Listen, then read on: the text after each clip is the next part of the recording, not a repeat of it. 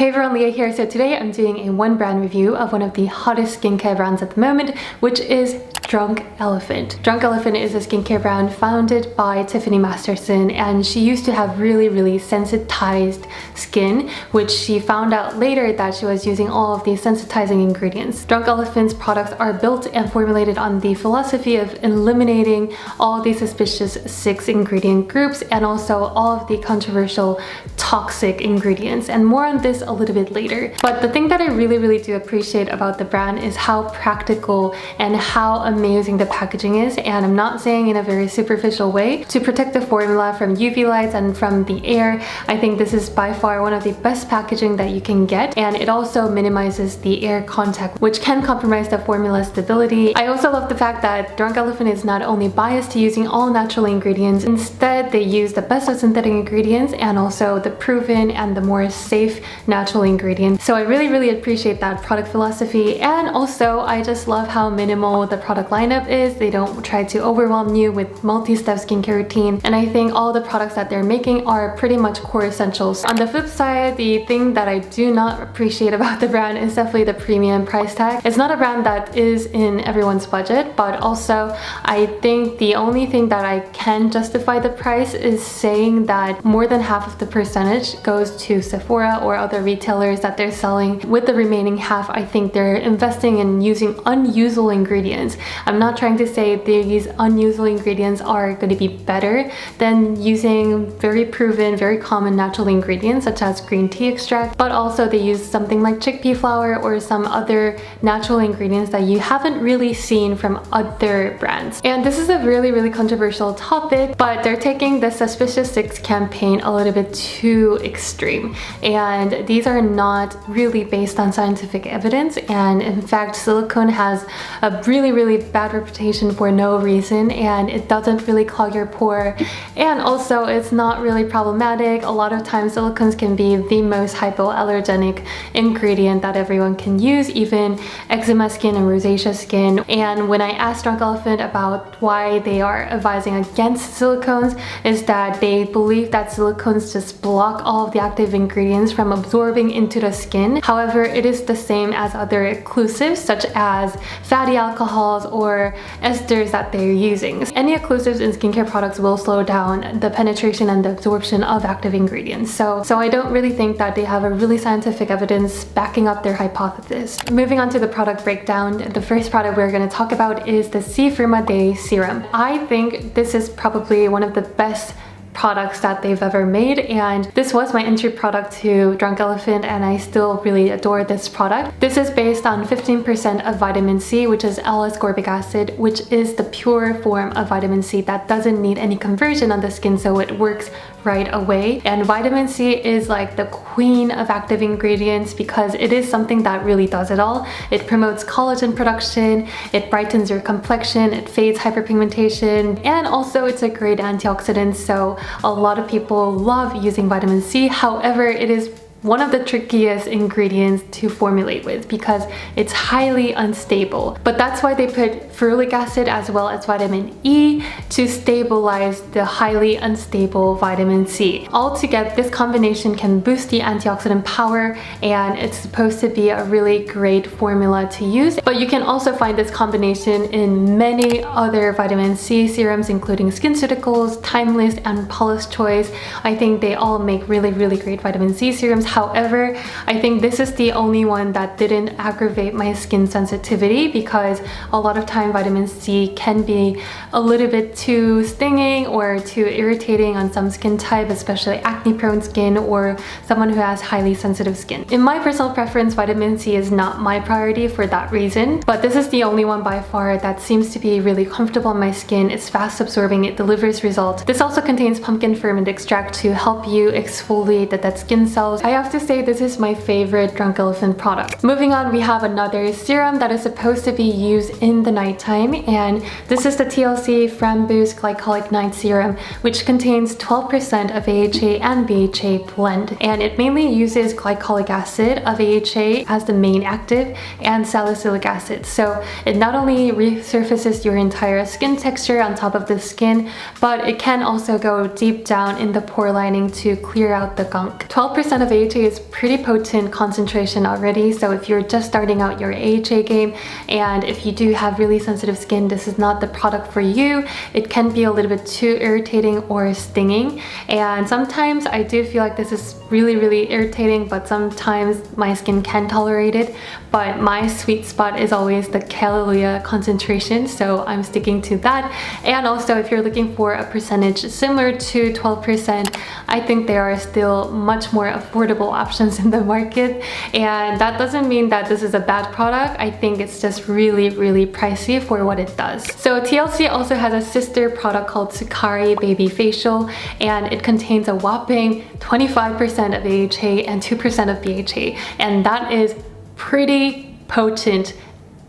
Yes, I know this is really hyped up. However, please be aware before you really try it, because it can seriously burn and damage your skin if you use it incorrectly. But if you do get chemical peels pretty regularly from the dermatologist or your estheticians, I think this will be a good alternative to do it at home. The texture reminds me of Glam Glow Mud, and it applies like a paste on top of your skin, and you don't want to leave it too long, otherwise you'll really burn your skin. Next, we have a moisturizer, and this is called Protini Polypeptide Cream. A lot of people seem to really enjoy the texture and the lightweightness of this product. I don't think there's anything unique or groundbreaking to the formula itself, and that's why I'm sticking to my other moisturizers at the moment. But it is very interesting product because it does contain an array of peptide ingredients. There's no doubt that peptides are pretty much one of the most attractive ingredients to use in skincare formulations, because the area of research is pretty exciting, and peptides are basically something that naturally occurs in our body and our skin, doing a million different things. But basically it helps in anti-aging, preserving all the natural collagen that you already have and promoting new collagen to produce, and also it can relax your muscle, meaning that your wrinkle can somehow be ironed. The only downside of peptides is that it might not actually work in real life. Either it's too big to penetrate into the skin doing what it's supposed to do, or it just lacks in researches at the moment. It's not a proven ingredient to magically reverse signs of aging. So if your concern is mature skin and wrinkles, I don't think peptides should be your first line of defense. In terms of anti-aging, vitamin A, retinol or retin A can be far more superior than using peptides that can or might not do its job. I think it's still very exciting to learn more about peptides, and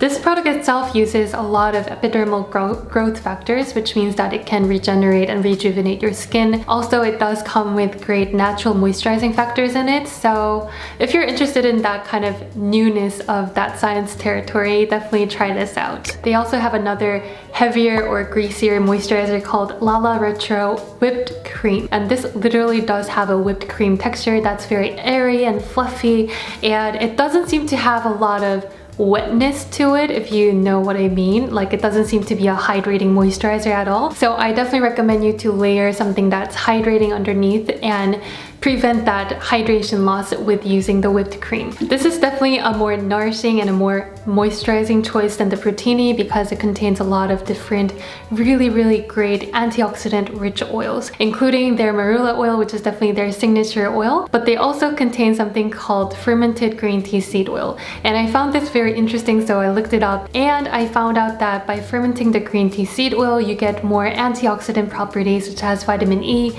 and polyphenols, and also it's more bioavailable, which means that it penetrates deeply into the skin. So I definitely feel like this is a more nourishing, more restorative moisturizer. Now let's talk about the C-Tango Multivitamin Eye Cream. And out of all of the moisturizing products that they created, I think this by far has the best texture and the best ratio of water and fat, meaning that it's really hydrating but also very moisturizing at the same time. It's nourishing, it feels smoothing around the eye area. They used a blend of 5 different kinds of vitamin C, which I don't think it was necessary, to be honest, and I would love to know why they had to use 5 different kinds. They used all of the vitamin C derivatives instead of using that ascorbic acid. It also used 8 different peptides, which is still questionable but also very exciting at the same time, and it might or might not do some wonderful stuff. They also have a hydrating serum called B-Hydra Intensive Hydration Serum,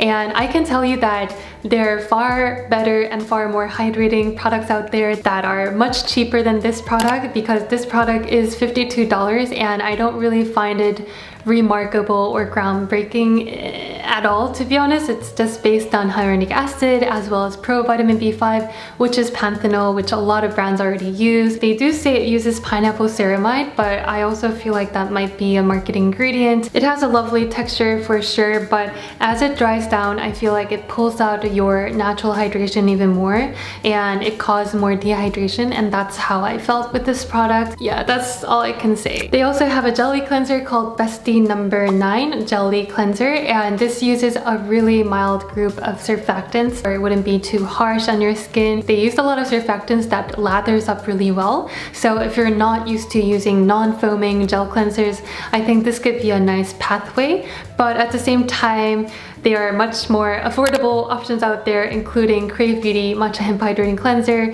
or even Vanicream Gentle Gel Cleanser. Does the same job with a much friendlier price point. I don't know, I just didn't think it was any special. It's definitely hydrating because they have a high content of glycerin, but other than that, I think this is pretty average. Next, we have the Virgin Marula Luxury Facial Oil, and I know a lot of people have been raving about this specific oil, and it is really goddamn expensive for what it is, so I would love to hear from Drunk Elephant on how they sourced and how they processed this oil. African Botanics also have a pure marula oil, which is very pricey as well, but at least they explained so thoroughly in their product description and how they source it and how they process the ingredient. All in all, this is a really great, wonderful oil that is anti-inflammatory and that has a really antioxidant rich property, and it's designed mostly for mature skin and drier skin type. The oleic acid is way higher than linoleic acid content, so I think it might not be the ideal